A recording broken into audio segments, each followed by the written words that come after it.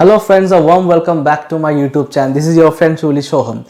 Before I jump to my original content today, just at the beginning, I'd like to pay my humblest tribute to the greatest identity of Indian film music post-independence after the demise of the great Lata Mangeshkar ji. Lata ji, as her fans would proudly say. না ভয় পাবেন না, ওনার আত্মার শান্তি কামনা আমি কোনো গান ধরবো না, but one thing is for sure, there has never been anyone like her in the past, and in the next 1000 years till the term music exists, there will never be anyone like her. She will remain one and only. My humblest tribute, Truly Shoham. Now coming to the core point of discussion today, what exactly are we discussing today? As of now, while we are making this video, for the last week or so, at least for the last 4 to 5 days, there's only one topic that has completely made headlines, grabbed headlines in our country, states, in the entire world, I would say. The hijab debate, the hijab controversy.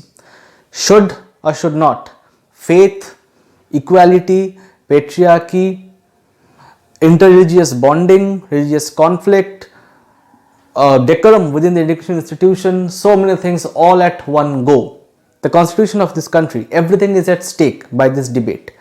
So there's no easy answer, easy solution to this entire point. So what we'll do is we are going to try to touch point on every topic, every section of this debate one by one, because this will be a bit longer than my usual videos, but I felt this imperative for me as a responsible citizen of this great country to put forward my point of view on this particular matter. Let's start today, shall we?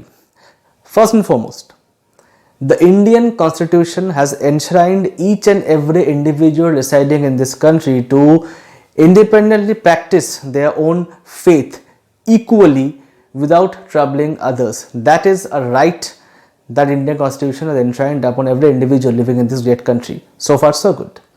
Now the question is, the bigger point is, the contentious topic is whether this will apply to the education institutions also. Now there's no easy answer to this. As I said, this will be a multi-layered topic of discussion. The answer is both yes and no. Why do I say yes and no both? Apparently, in naked eye, on ideal situation, any form of religious symbol, religious symbolism should be definitely taken away out of the college campus, university and schools. They should be outside. They should not be the confines within the school and campus. All said and done. Now try to understand that when exactly this debate happened, the chain of events, what stoked this fire, I would say. That exactly is the point of discussion over here. The alacrity at which the entire right-wing ecosystem, the bigots, the communal hate mongers, I would say, the way they have jumped over the bandwagon and tried to act as saviors of Muslim women, that is suspicious to say the least. So you might say that, am I supporting the hijab system, the hijab, the parda and the ghungat? The answer is a big no, I am not. All the system, be it the hijab, the ghungat, the parda system, they are very much anti-women. They are contradictory to the entire notion of women empowerment in the 21st century. But there is also something known as the choice of a woman. Should hijab act as a barrier for a woman or Muslim community to receive quality education, to have access to education?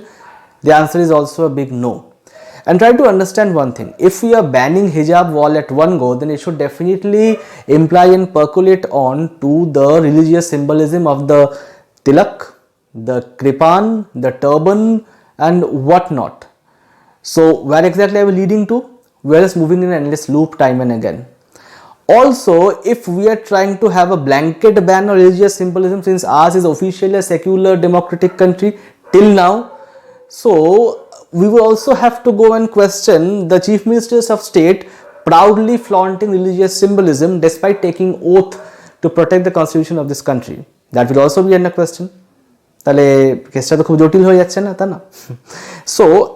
this particular debate is definitely a never-ending debate. Just would like to request one thing: please don't try to give fuel to the fire. This is a burning debate, and this requires multiple level of discussion, multiple stakeholders, and without vilifying individual, without denigrating the Muslim community, the Muslim women all at one go. This must be for an amiable solution. People screaming Jai Shri Ram and trying to chase away and intimidate a Muslim woman, that's the criminal offense. That is not an act of valor. The so-called Veer Hindus, the warrior Hindus who took down the national flag of this country and who claim to be the torchbearers of nationalism, patriotism, and try to put forward a Bhagwa flag in place of national flag, that's an act of sedition. They should be kicked to jail. As simple as that. That is not an act of valor. No like-minded Hindu will support this nonsense. And understand one thing. The same people who are trying to act as saviors of the Muslim community, they are the same one who have started the frivolous debate over love jihad. They are the one who have equated women to cattle. They are the one who, some of them have become MPs who have proudly propagated Hindu women to give birth to more babies to counter so-called Islamist terrorism. So, I mean, their concern for Muslim women is puke-worthy, problematic and disgraceful to say the least. Again, I am saying, do I support the hijab? Do I support the parda system, the ghungat and everything? No, I am not. But this should not act as a barrier for Muslim women to not receive quality education, because that will also be a violation of the constitution of this great country. So let's have a debate. Let us have a healthy discussion, a healthy debate. Let us not point fingers at each other. Let us not denigrate and vilify each other. Let us again act together and have an amiable solution to this. And to religious leaders from both sides, please stop adding fuel to the fire. The nation deserves more. And also, any act of criminal offense, irrespective of religion, must be booked with utmost strictness. That was my take on this debate. Let me know, what do you feel?